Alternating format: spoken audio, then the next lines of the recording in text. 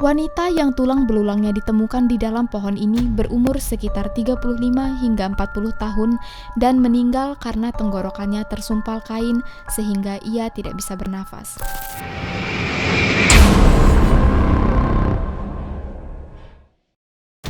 Pada tahun 1485, Pope sebuah gereja di Jerman memberi izin pada seorang profesor teologi bernama Heinrich Kramer untuk melakukan pencarian penyihir yang dipercayai merupakan manusia dengan kekuatan ilmu hitam dari setan yang bersembunyi di antara masyarakat. Saat Heinrich menanyai tentang keberadaan penyihir pada masyarakat sekitar, orang-orang marah dan mengasingkan Heinrich sehingga usaha penelitiannya gagal.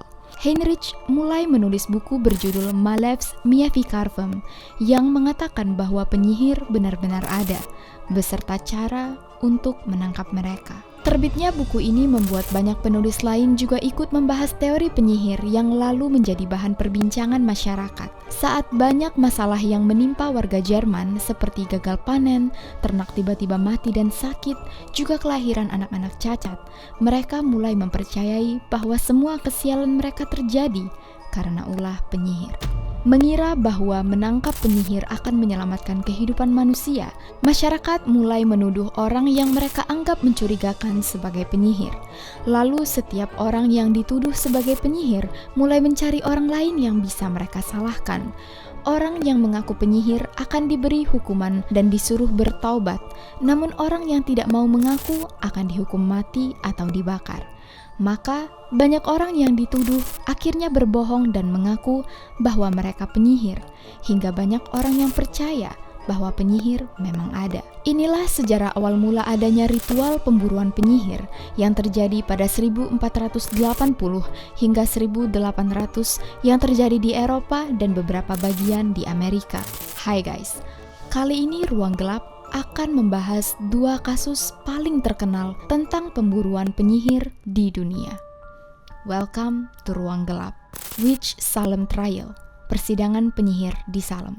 Pada 1692, terjadi musim dingin yang paling parah di Salem, Massachusetts.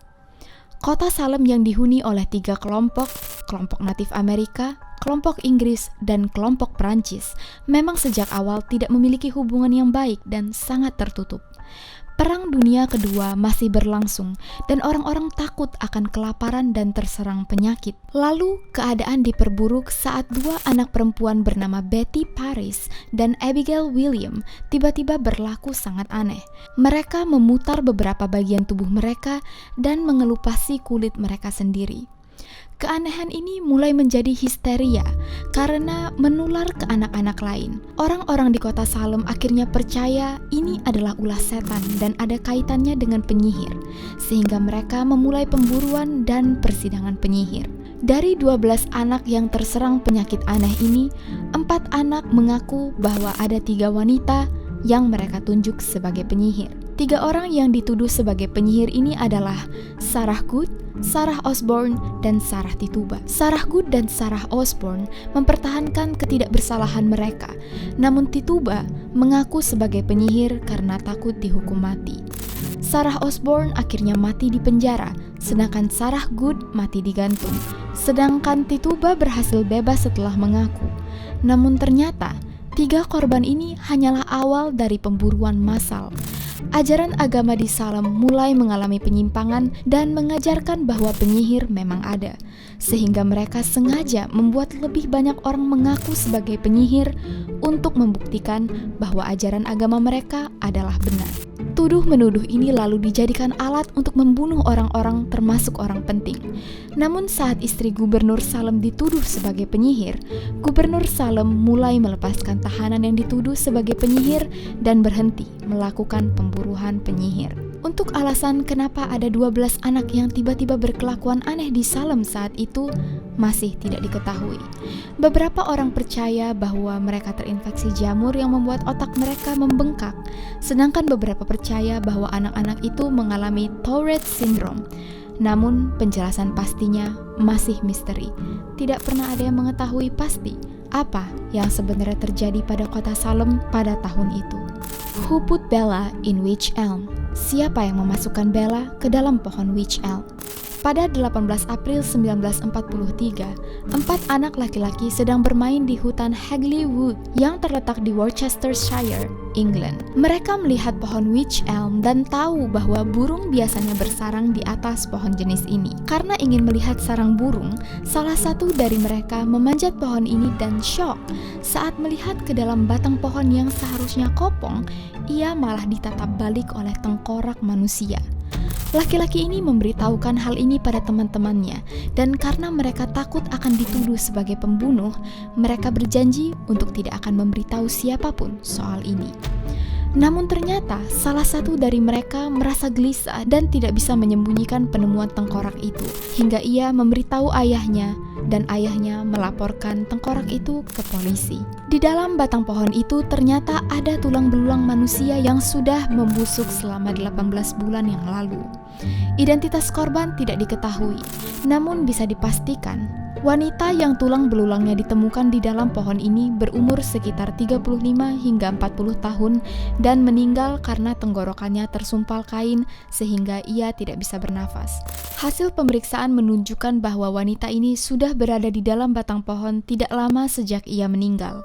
Meskipun polisi mendapatkan banyak petunjuk tentang korban, identitas wanita ini tetap tidak bisa teridentifikasi. Dari struktur tengkorak, helai rambut, dan gigi yang ditemukan, polisi akhirnya bisa membuat sketsa wajah wanita ini.